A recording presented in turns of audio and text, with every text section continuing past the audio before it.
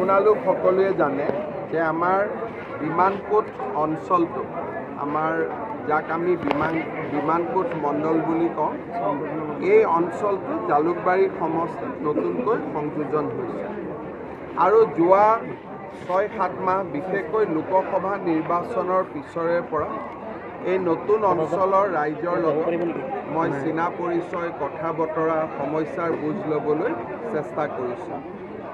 আজি আমাৰ বাবে এটা সৌভাগ্য যে মাঘ মাহৰ পহিলা দিনটোতেই আমাৰ মণ্ডল কাৰ্যালয়ৰ শুভ উদ্বোধন হ'ল আৰু আজিৰ শুভ উদ্বোধনীৰ দিনাখনে বিভিন্ন ৰাজনৈতিক দলত থকা আৰু যিসকল কোনো ৰাজনৈতিক দলতো নাই কিন্তু এই অঞ্চলৰ সমাজসেৱী ব্যক্তি তেখেতসকলে আহি আজি ভাৰতীয় জনতা পাৰ্টিত যোগদান কৰিছে। ই আমাৰ বাবে এটা আনন্দৰ খবৰ আৰু ব্যক্তিগতভাৱেও মোৰ বাবে এটা আনন্দৰ বাতৰি।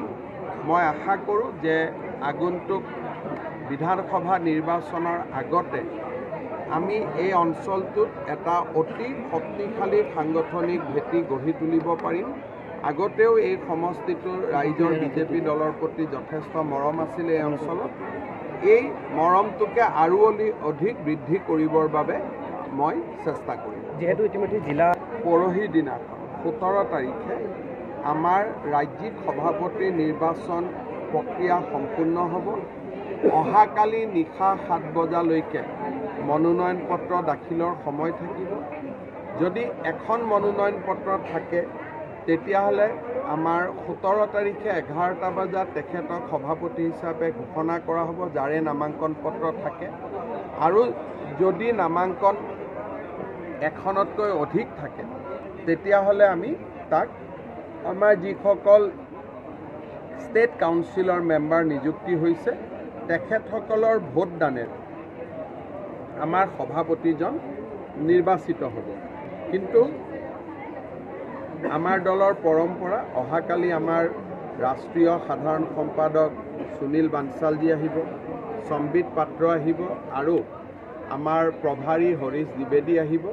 তিনিওগৰাকীয়ে আমাৰ দলৰ নেতৃবৃন্দৰ লগত কথা পাতি সভাপতি পদৰ বাবে যিমান দূৰ সম্ভৱ এজন উমৈহতীয়া প্ৰাৰ্থী স্থিৰ কৰিব আৰু সন্ধিয়া 7 বজাৰ পৰা নামাংকন পত্ৰ দাখিলৰ প্ৰক্ৰিয়া আৰম্ভ আৰু শ্ৰী গজেন্দ্ৰ সিং শেখাৱত কেন্দ্ৰীয় মন্ত্ৰী তেখেতে নিৰ্বাচনী পৰ্যবেক্ষক হৈ অহাকালি ৰাতি গুৱাহাটীত উপস্থিত। প্ৰৱেশ কৰিলে আপোনাৰ মোৰ হাতততো কোনো কাগজ নাই কাৰণ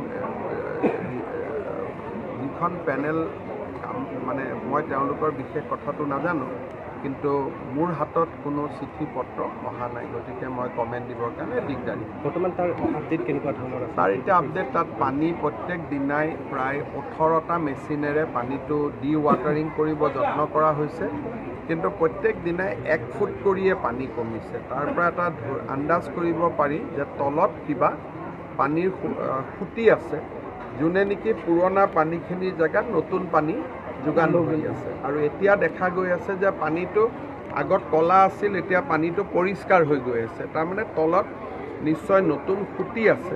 সেইকাৰণে ডি ৱাটাৰিংটো কৰাটো প্ৰত্যাহ্বানমূলক। প্ৰতিদিনে 1 ফুট 1.5 ফুট কৰিয়ে পানী কমিছে আৰু তাতে প্ৰায় 60-70 ফুট পানী আছে। হ'ব, ঠিক আছে।